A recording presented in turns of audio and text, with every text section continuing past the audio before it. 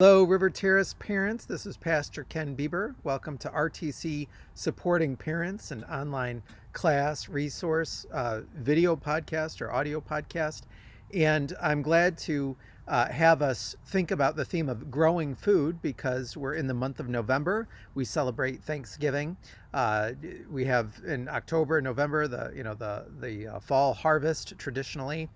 And I'm interviewing in this episode John Kaufmann, a former elder of our church who serves, he and his wife Jean serve in many ways as volunteers. And you'll hear about John's background of growing up in agriculture and then working in that, and how even in his retirement continues to uh, uh, grow food, and he's blessed people in our church with that. And so normally I have a time where I reflect on scripture in this, but because John shares some reflections from scripture, and it's a longer segment, we'll just let that be the biblical teaching today.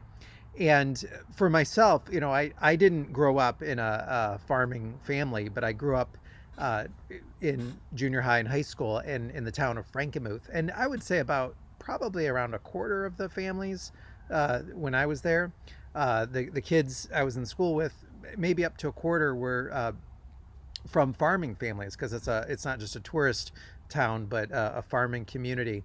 And we lived in an old farmhouse with a big barn, but we ourselves weren't farmers. And so for me, later on, the when we lived in New York, we got laying hens, we got chickens, and I remember the first time eating an egg that came from the chickens that we had raised rather than buying it in the grocery store. It was actually kind of a funny feeling and a hard thing to do, like to cross that line, like, oh, okay, this hasn't been inspected, or, it came right from our backyard. But then, after crossing that line for the first time, came to prefer our homegrown eggs. And most of us are so separated from that sense of growing our own food, of uh, being dependent, seeing God's providential work in the planting and growing and harvesting of food each year.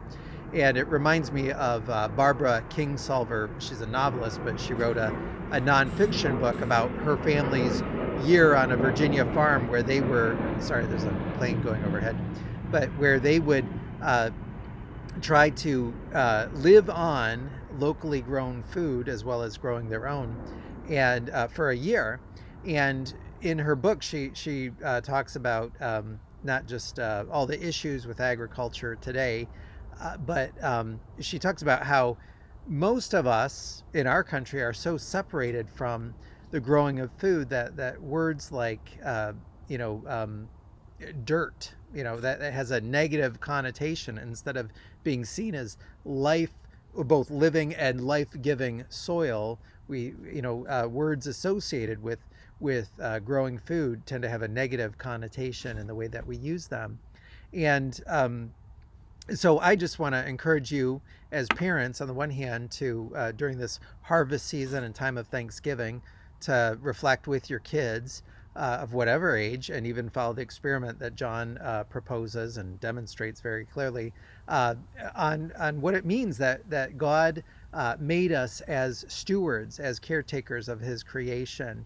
And John will reference the fall from Genesis 3, which shows the curse that was given to humanity when humanity sinned. But in Genesis 1 and 2, we see that the creation was good. And when Adam and then Eve were placed in the garden, there was this cooperative relationship, this flourishing, and as stewards over the garden, as caretakers, the rest of creation worked with them, and then that was messed up by the fall. But so we see that our physical bodies are made as part of God's good creation and the world around us. And so hopefully as Christians we can understand that better from Scripture, but then even participate in it.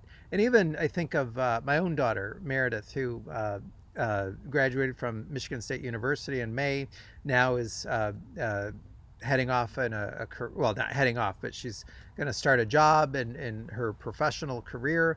And she was at home this summer with us because of COVID-19. And she grew tomatoes, a tomato plant on our back deck. And how for her, that was, it's a joy giving undertaking to grow your own food and to see those tomatoes, the vines grow and then tomatoes come out, turn red, and then to take them and use them in a salad or cooking. And so I encourage you to talk about that, listen to this talk with John, talk about that with your kids, study scripture, maybe the different passages referenced, and to cultivate in all of our children of whatever age both an appreciation for the goodness of God's creation and thankfulness for the food that he gives us to feed our bodies, to nourish us, to keep us living both in our time and for the future generations. And then to encourage our kids to engage, whether that would be in small ways, as suggested here, or long term, even as a vocation of helping feed the world. So thanks for being with us. But before we hear my conversation from John, we're going to have Shalom give her weekly presentation as the Children's Ministry Director, highlighting a ministry of River Terrace Church.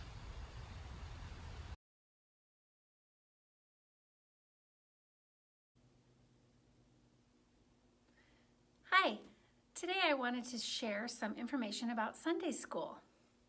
I shared this information in a different video at the beginning of the Sunday school year, but I thought I would revisit it to make sure that everyone knows how easy it is to use and just how great this material is.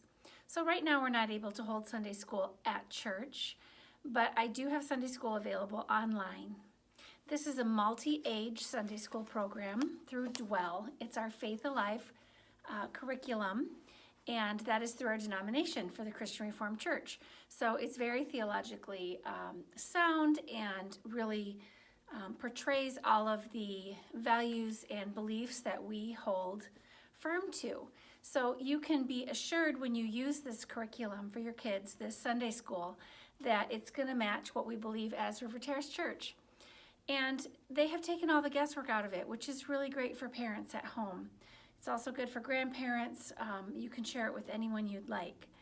Each week I post the Sunday school lesson. It's on our website, it's on Facebook, and you can find it just right on the very front page of our website or under the children's section. There's each week archived as well, so you can go back and look at them. What you'll find when you click on that, the first thing you'll find is the picture. It's a story card.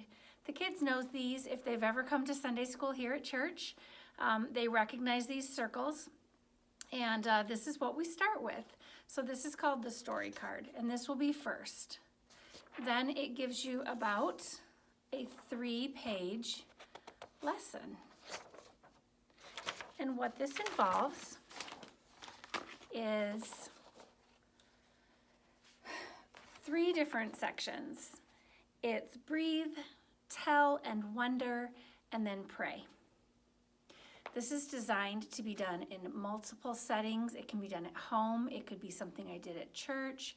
And this is for multiple ages. It can be from anywhere down to preschool up through 5th grade, because the way that the kids respond is how they make it more age appropriate for themselves and how you lead them through that.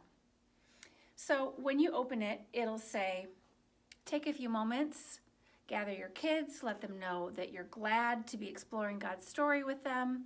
Let's get ready to do that together. And it suggests that you breathe and use this time to focus your attention on God. And it will give you an idea. This one is, do this with me. Calm your head, your heart, and your hands as you slowly breathe in and out. You can demonstrate this and do it with them. The next part is tell and wonder. It tells you in bold exactly what to say, and in italics it'll tell you motions to do if that's available. Let's enter God's story together. Here's the story symbol for the part of God's story that we'll be spending time in today. I wonder what clues it gives us about the story we're about to hear. You can let them answer. They might know this story. You can accept any answers without giving away the story or whether the kids have guessed correctly or not. They're just wondering. Listen closely as we read the story together to see which story our symbol represents. Then you read Jesus in the Temple aloud. It's right here on page 2. Pausing throughout to allow children to answer the wondering questions as they come along. You can also read from a children's Bible or an NIV Bible. So after you read this story, so some of the things in there is it's talking about how when Jesus was 12, he traveled to Jerusalem with his parents to celebrate the Feast of Passover. And it talks all about that. One of the wondering questions is, what do you think would be the most exciting part of traveling to Jerusalem with your friends and family? And then you let your kids answer. Another wondering question later in the story. Imagine Mary and Joseph's feelings when they couldn't find their son anywhere. Describe how they must have felt. Your kids can talk about that. At the end of the story, it wraps it up. It has you read another Bible verse, and then it invites you to pray. And the prayer is right here on the page, so you don't have to think that up. It's already done for you. What it also gives is a section. It gives you an idea of how to respond to the story and easy extras. This is a really great section. The respond section here says, select or do one or more of the response activities from God's Big Story cards. Or check out 5 ways to retell a Bible story with kids for really fun ways to retell this story. Include older kids in the retelling by having them read the story aloud while the younger children act it out. So when you get this lesson from me and you click on it, there will be things that you can click on, like 5 ways to retell a story with kids. That's a link that will be live, and you can click on it and go there. I've also posted some of these helpful hints on Facebook and on other areas on our website, so you can look at them there. But all of the links will be available to you in here. The story cards are this cube box of story cards that is able to be used as a standalone item, or you can use it with Sunday school lessons. These are available to all of our church families. If you still need a box, it's our gift to you, so just let me know and I'll get you a box.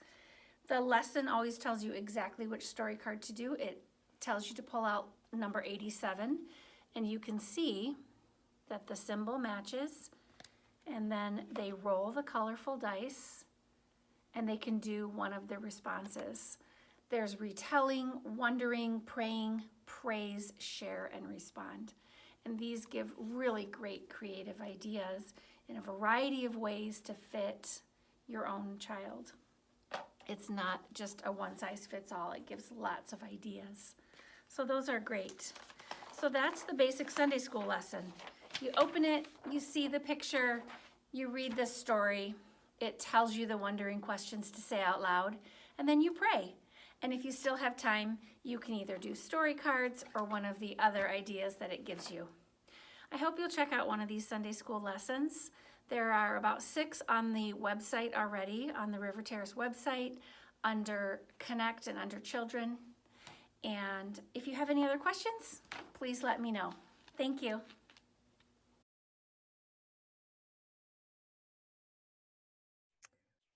Okay, well, I'm glad to have with us for RTC Supporting Parents, John Kaufmann. John is dearly loved in our church with his wife, Jean. He's served as an elder, served in many different areas of volunteering and teaching, offering presentations. And so I thought, with this being the month where we celebrate Thanksgiving and the fall harvest season, it would be good to hear from him as somebody who developed a love for the growing processes that the Lord has built into his creation.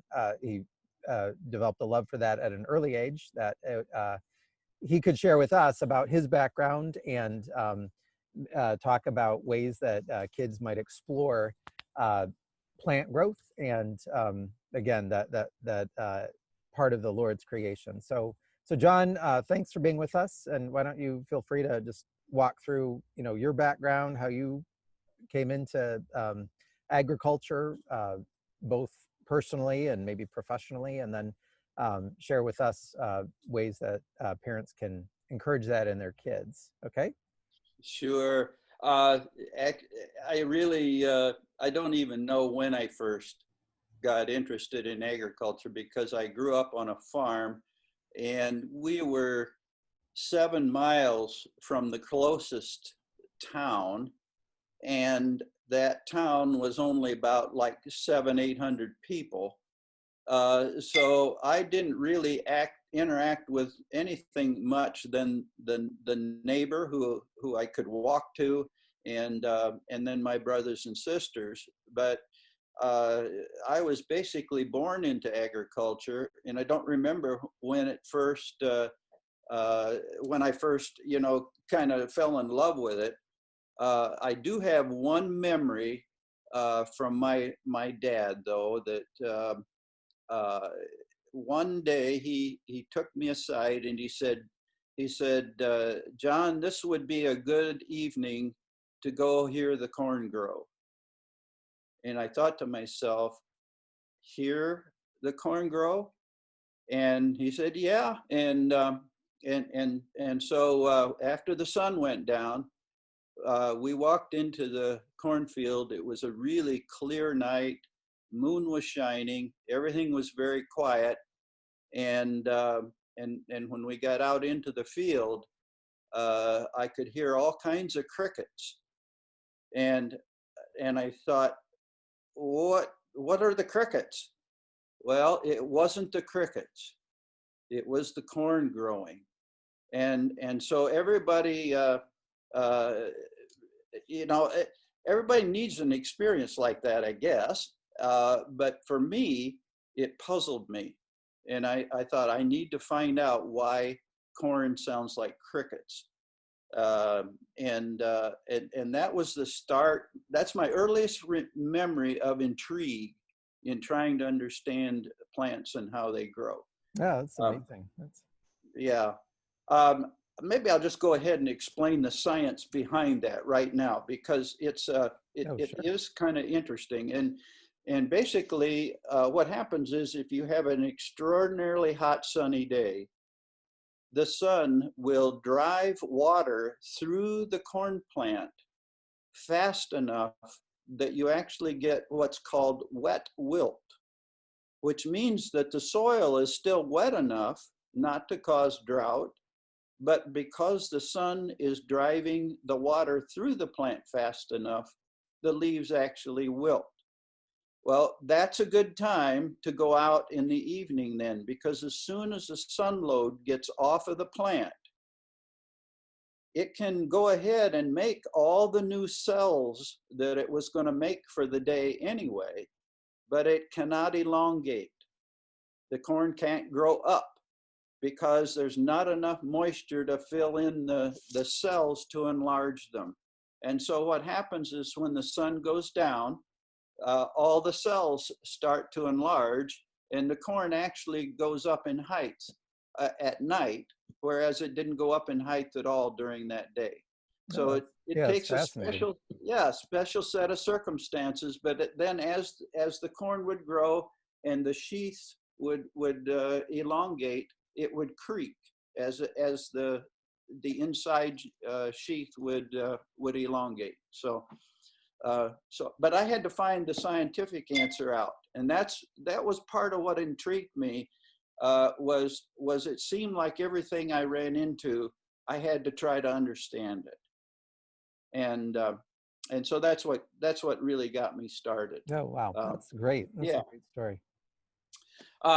Some of the stuff that I would like to illustrate and talk about today is that a lot of growing things is to understand seeds a little bit.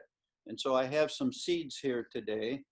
The first one I have, I'm going to hold up with a tweezers, and you can see that's a corn seed. It's got a little bit of yellow color and some green color on it. And the green color is because the company that made this seed put a fungicide on there to help make sure that diseases didn't kill it when it took out. So the green is not natural. It's mostly corn when it's harvested looks yellow and orange. Then I want to show a sweet corn seed. And here's the sweet corn seed. And we'll wait till that focuses in a little bit. And you can see that's a really odd looking thing. Now it has some purple on it because the company that developed this seed had a purple color on their fungicide.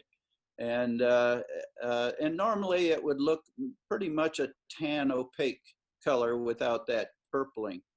But notice how shriveled that seed is. And whoops, I dropped it. And the difference between sweet corn and field corn, which was the first one I put up, is that the field corn is bred so that it maintains and grows a lot of starch inside the kernel. And since starch is firm, the kernel stays firm and plump, and therefore you get a whole lot more grain for the field corn. But for sweet corn, and again, here's the sweet corn seed. The thing about sweet corn is that it's made to be sweet, and that's why we like it. But the problem is that the sugars that have not converted to starch will shrink. And so therefore, if you're going to try to sell corn for food production, you don't want to sell a seed like this because it's all shriveled up. You want to sell the one that's got all the plumpness to it, that's got a lot more weight, because we can use that corn as the starch component of that corn.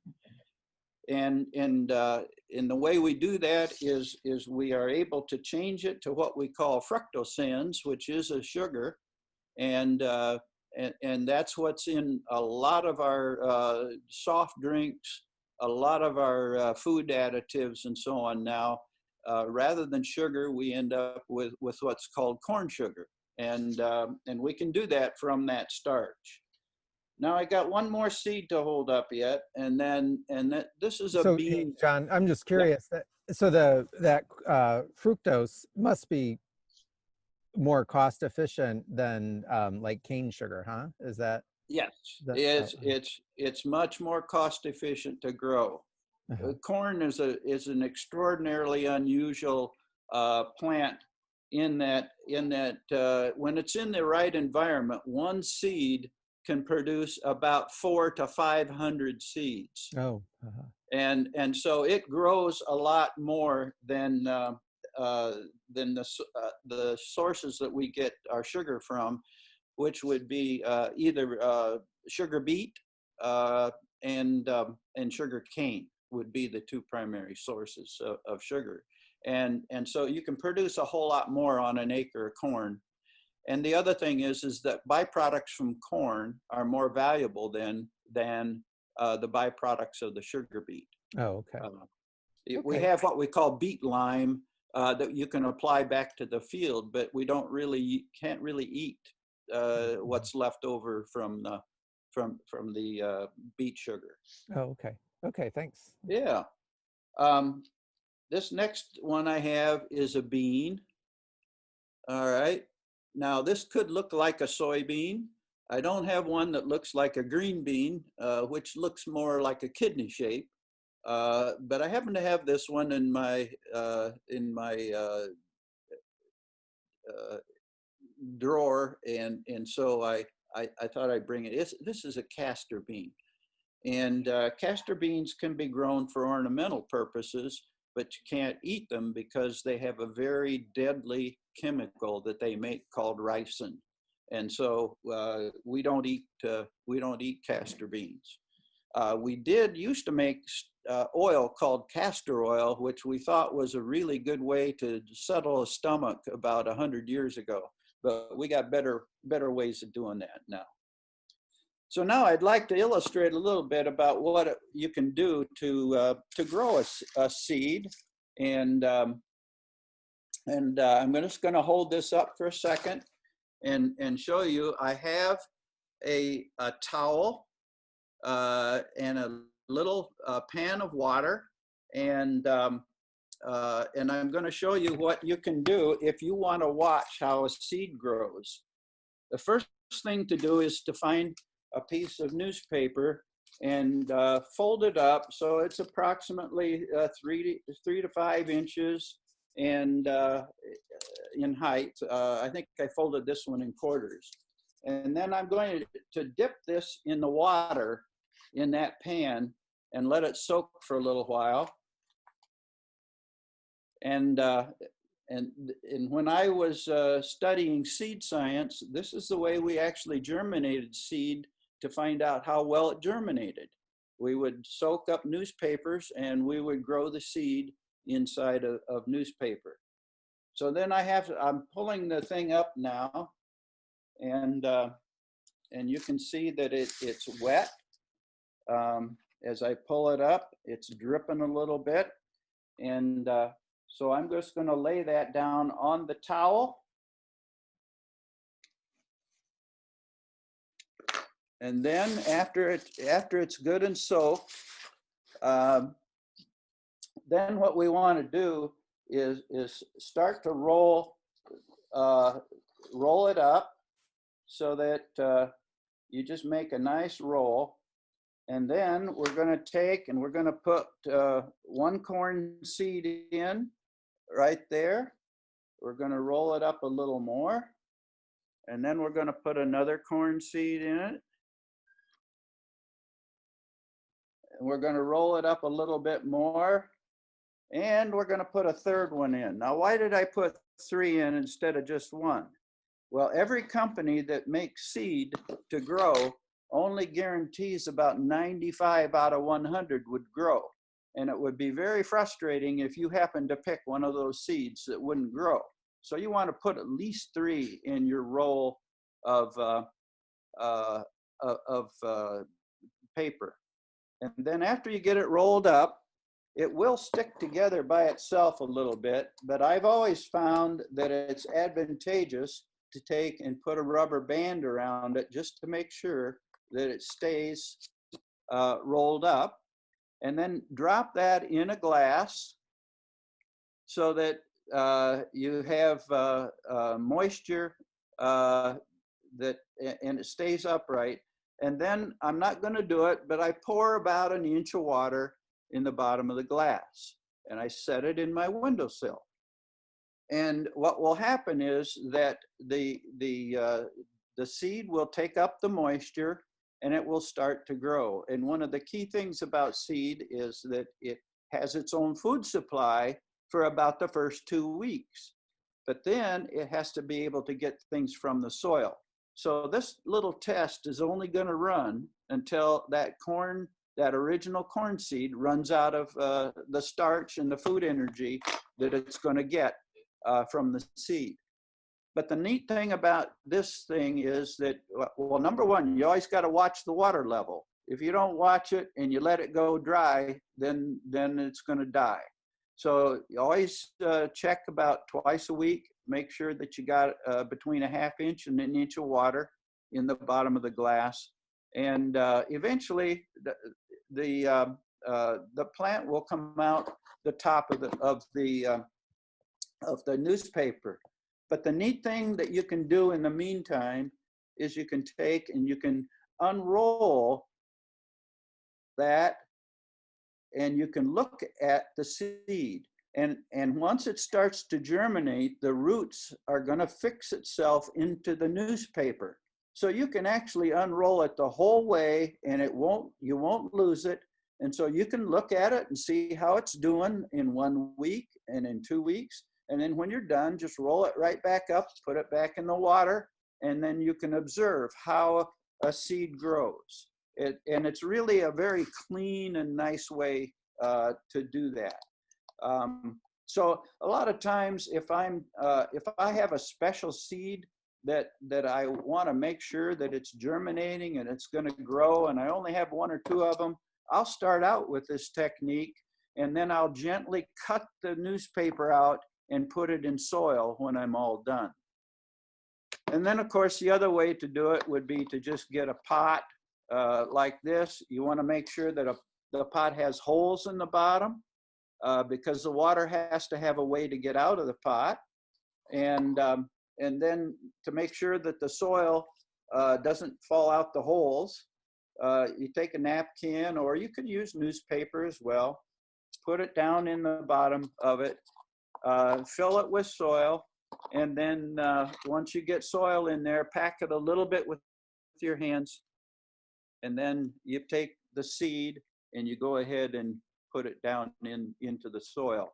Now, how deep should I plant that seed? I could put it right just a quarter of an inch under, and that would work just fine for the observation that I would want to make in as long as it's growing in this pot. But if you're a farmer, you want to make sure that that seed is basically 1.5 inches deep. That's the average. Now, some farmers learn that their soil type is such that it should be a little shallower, and other farmers find out that their soil is such that they may want to be down about 2 inches. And that usually has to do with how well that soil can deliver moisture or water to the seed uniformly enough to get it started. But normally corn for best production should be about 1.5 inches down in the soil.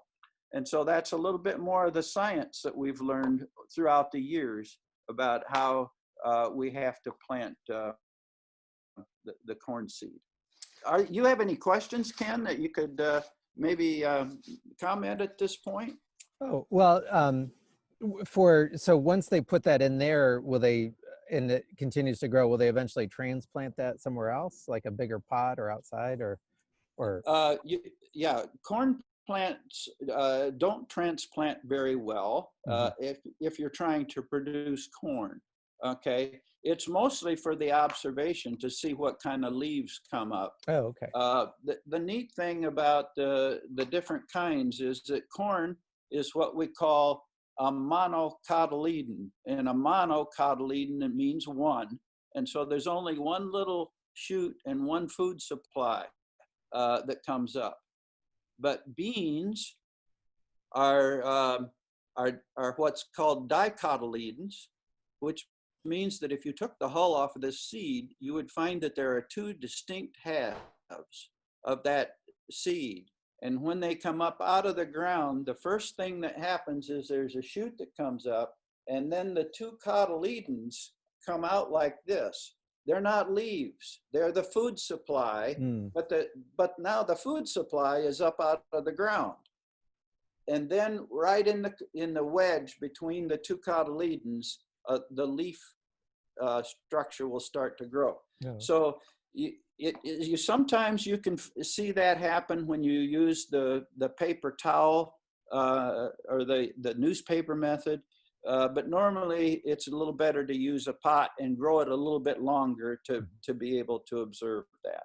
Oh, okay. Well, yeah, that's fascinating. And like, how many stalks of corn do you grow on your property each year? Because I know you still do some consulting work on with. Well, I delivered a lot of sweet corn to a church this year, and it was very good. It was very good. Oh, well, thank you. And I do love growing sweet corn, and I like. Well, I actually kind of enjoy having people tell me that it's good sweet corn. But my biggest secret is that I harvest it and I hand it to you within hours. And fresh sweet corn is so different than buying stuff that's been harvested for a week. But at any rate, I probably grew. I'm just going to guess maybe between 10 and 15,000 seeds of corn this year. Okay. Yeah.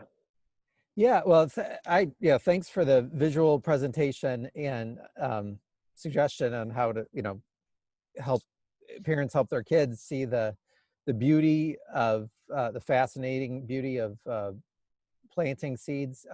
So could you just talk for a few moments about your Christian faith and how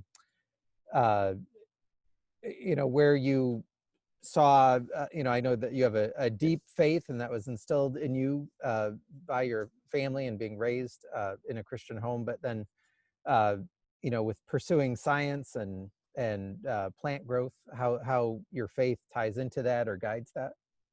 Well, let me start that out by opening the scriptures here. And I'm going to go to Genesis chapter 3. And I'm going to start at about halfway through verse 17. It says, and this is right after Adam and Eve ate the apple.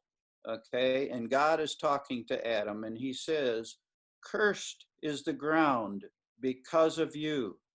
Through painful toil, you will eat of it all the days of your life. It will produce thorns and thistles for you, and you will eat the plants of the field. By the sweat of your brow, you will eat your food until you return to the ground. And since from it you were taken, for dust you are, and dust you will return." That's probably one of the most simple truths about farming that there is.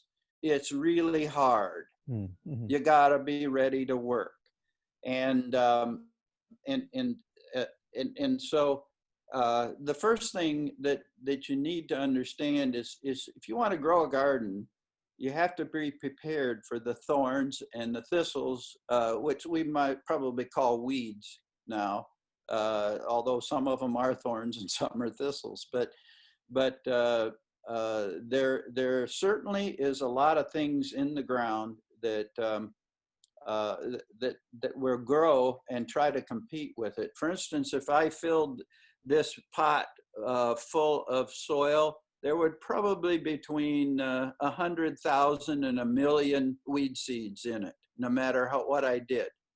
There are a lot of places that steam sterilize soil to kill weed seeds when they use pots, but I don't have that luxury of having a steam sterilizer. So whenever I grow something, I have to start from the beginning. It's always easier to pull the weed out early on while it's really young and small. The longer you wait, the more difficult it is. And so one of the things you learn is that you need to be out there and watch and pay attention to your garden. And it's the same way somewhat in our spiritual lives is if we sort of just let things go and we don't keep up with our relationship with Christ, pretty soon things have gotten really out of hand, and then it's really difficult. So part of when I look at how things grow, I can see how I, as an individual, need to grow in my spiritual life, and that I have to remember that no place during that period of time that I'm growing am I going to be able to relax and say I've arrived. It's always going to be work and a continuation that has to go. And then, of course, I've been extremely fascinated with all the scriptures in the Bible that use the crops as illustrations. Jesus said quite a number of parables about wheat growing, and we know that Jesus walked in a wheat field at one point in his life, and in doing so, he probably ran across a sheaf of wheat somewhat similar to this. And he took one of these heads and he rubbed it between his hands, and he separated the wheat from the chaff.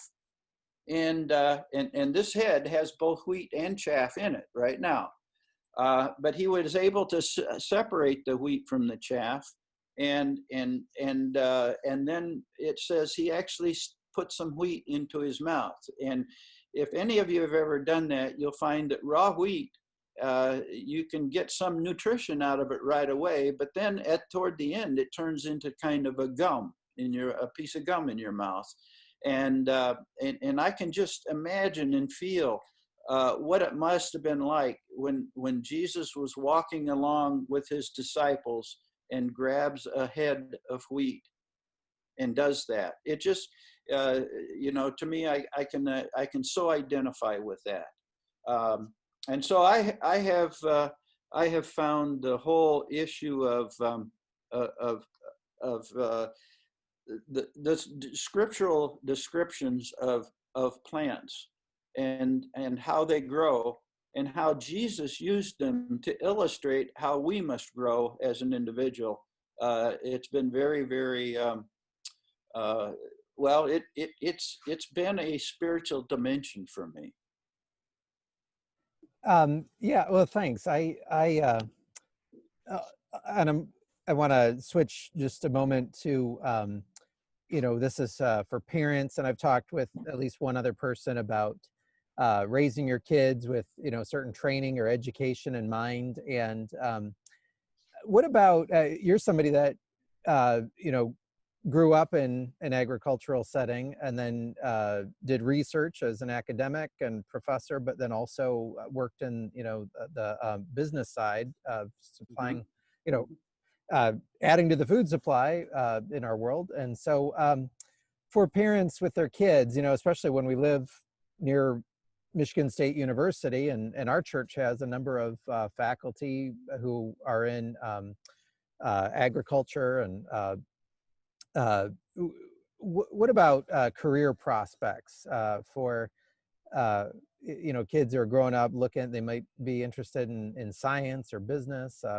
It seems to me like, even though we hear about certain industries within agriculture having competition from overseas, it seems to me like agriculture will never be fully outsourced overseas, right? I mean, it seems like the food supply is going to be a constant need no matter where you are. And so agriculture or retail or whatever there's always going to be a demand there. Is that correct? Or yes, there will always be a demand, and I think there have been many pronouncements over the ages that the population is going to outrun the food supply. Mm-hmm. That has been, it started, in fact, there's recordings, I think, back in medieval times where people were worried about the population of the earth overextending the food supply. So then that comes to the question is it's never happened. And right now, probably in today's world, we are able to produce and feed the world's population without any difficulty.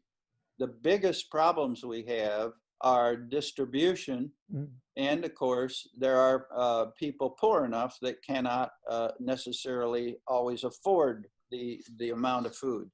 But we do continue to try through science and through agronomic work to continue to decrease the price of food. And make it more abundant, and as well as reduce the cost of it so that we can supply it. There are lots of different ways in which farming is being conducted now, and some of the approach has always been for those who are still maintain a worry about the food supply not being adequate through modern farming.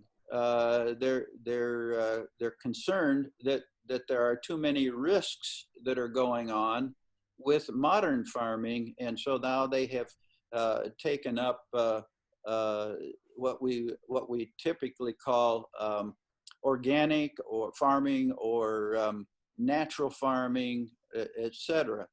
And when I look at that, I understand the reasons why people would want to do that, and certainly would not discourage anybody from studying it scientifically, because there is some truth that we never really quite know 100%, that our current farming method might not fail sometime, and that we need knowledge of what would be a backup.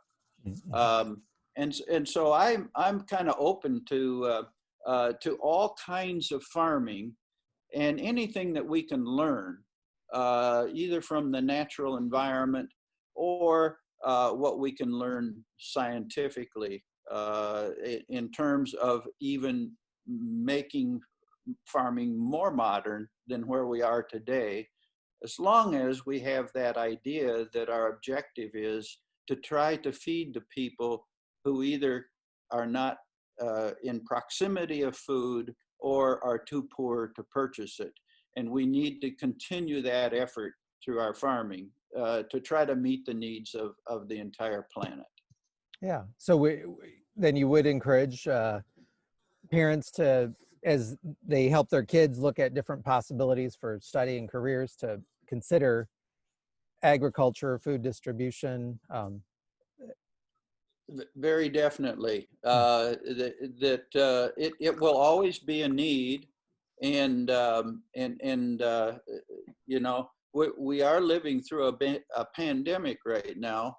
I would really not have to live through a food pandemic where we lose food, but you know, there is a certain level of risk that is involved with continuing in our modern agriculture, that we could, for instance, have a disease that would come in and do the same thing to corn that it did to that COVID did to humans. I mean, that is within the realm of possibility, and certainly COVID should make us very aware of it.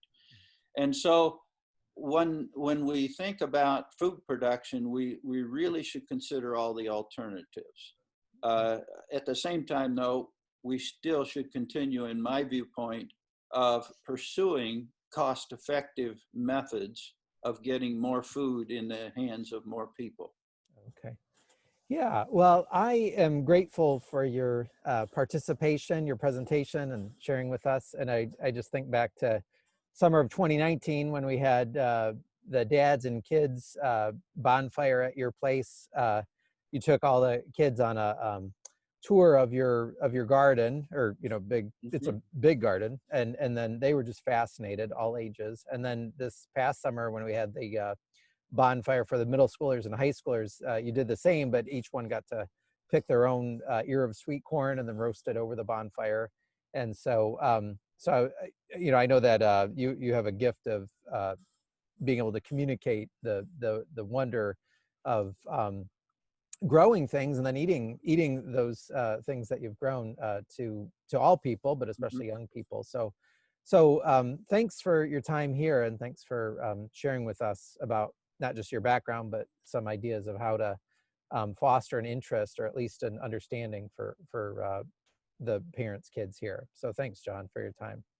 My pleasure. I'm glad to be available. Okay, and we'll looking forward to sweet corn next summer, I guess. So yeah, I have enough seed already for next year, but I will run out, so I have to look for some sources this year for the following year. Oh, okay. I usually figure I can carry seed over at least 1 year, but the germination rate goes from 95% down to I figure losing 10% a year up until 5 years, and then you better just throw it out, because it's probably bad enough that you'll be frustrated. Oh, okay. Yeah. Okay. All right. Well, thank you, John. Yeah.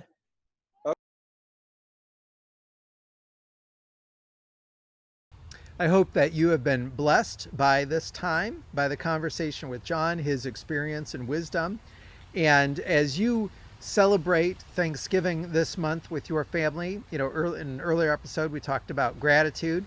But I hope that this will give us each a sense, and as we talk with our kids, celebrate Thanksgiving, just the reality of our reliance upon food, which shows our reliance upon God's holding up the world in His hands. And two, the many spiritual lessons that we can learn from Scripture, as the Old and New Testament, the teachings of Jesus in the parables, came out of an agrarian society, and so the better that we understand the food growing processes, the better we'll understand the teachings of Jesus and the symbolism and meaning that He has for us. So as you go about your vocation as parents and other forms of service in the world, may the Lord God continue to bless and keep you.